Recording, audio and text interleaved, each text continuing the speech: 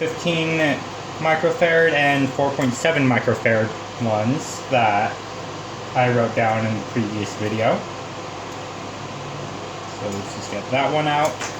And I also have a multimeter here because once I desolder these, I do want to test them individually just to see what it's reading and yeah, stuff. Anyway, let's just get some flux on.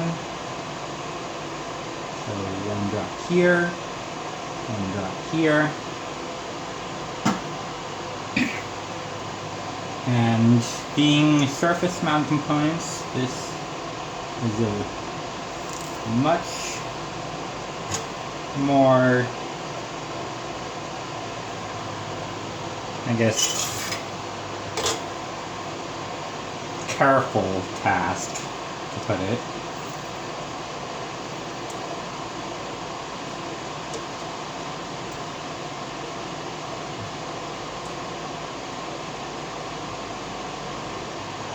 They have to be careful not to lift any of the pads while desoldering. Okay, that is the 15 microfarad capacitor off. Let's just do some resistance testing.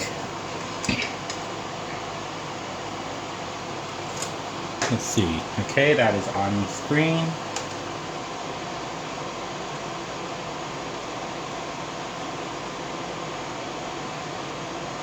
Oh yeah, that is absolutely shorted.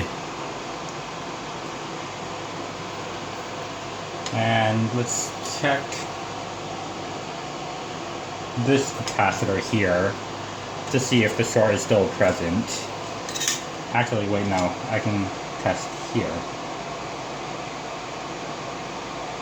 Oh, okay.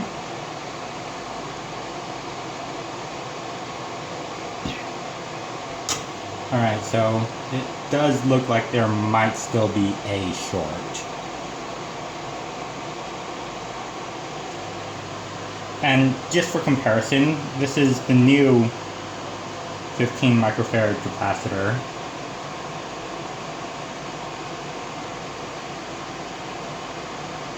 .7 mega ohms in resistance compared to effectively 0. Alright, so let's just get this out of the way. I gotta keep in mind the polarity of these things because they are polarized. If I can get the camera to focus. There we go. Yeah, they are polarized with this stripe here indicating positive. So anyway, there's already some solder still there. Let's add a bit more flux just to be safe. Because I am in no way an expert at soldering. So yeah, whatever. But I can say that I've improved since the last time when I tried to repair that floppy drive and, you know, failed at it terribly.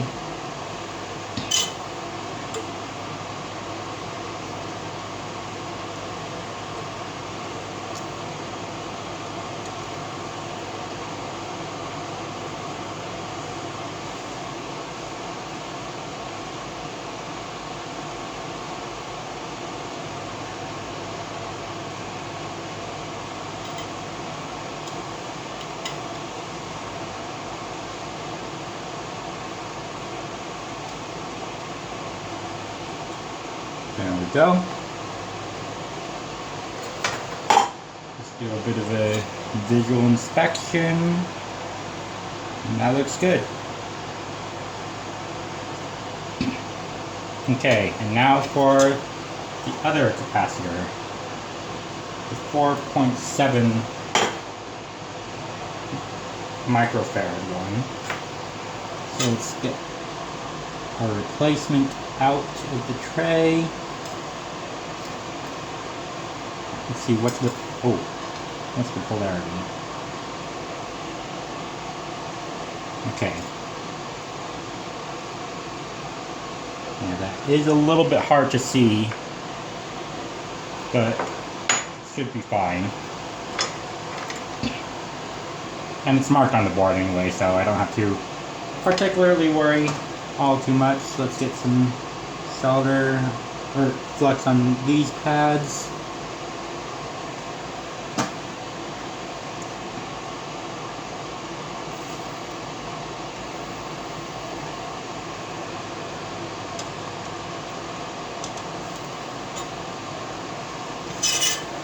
This is a very awkward angle.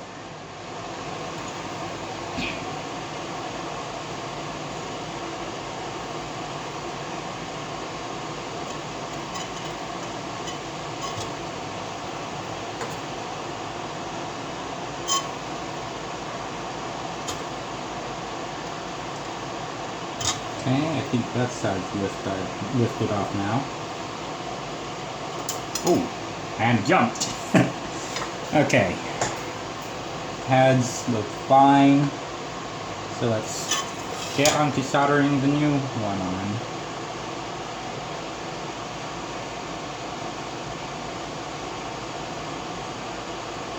Ooh.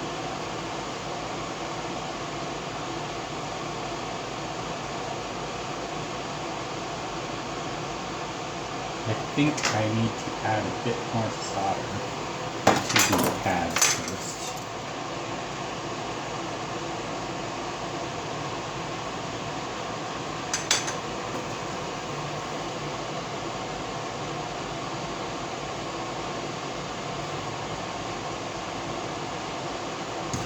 There we go. Pick up the new capacitor again. Line the polarity.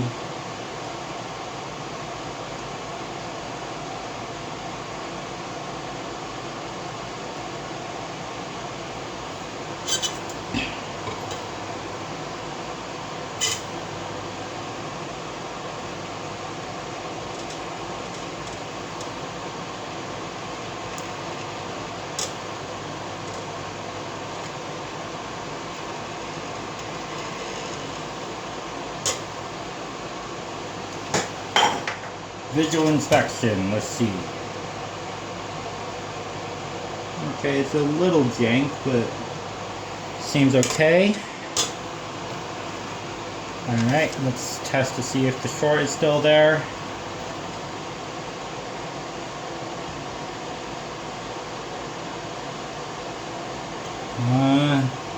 Possibly.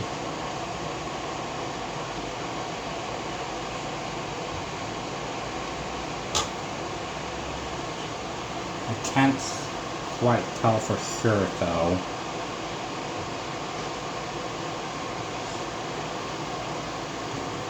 Okay. That's a good sign.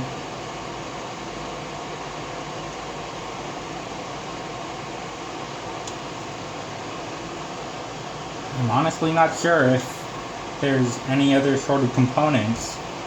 And given how I only have these two types of capacitors and I just dropped one of the old ones, I guess all I can really do now is plug this back in and see. So I will just cut the video here and we'll be back in a few minutes. Alright, so let's see.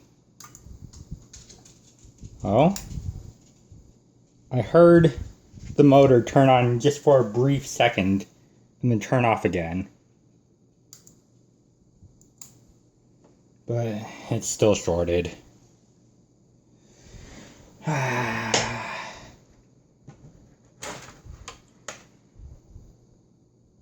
I guess we'll continue this in another part. Once again, if you have any recommendations, feel free to leave them down in the comments. I don't really know what else to do beyond this point other than just keep on testing and replacing components. So, it turns out this capacitor, the 4.75 one that I removed, is actually perfectly fine. I retested it on the multimeter, and yeah, this capacitor is fine. It actually reads 5.4 microohms or microfarads, but this one reads 0 ohms and has a 0 microfarad rating or reading.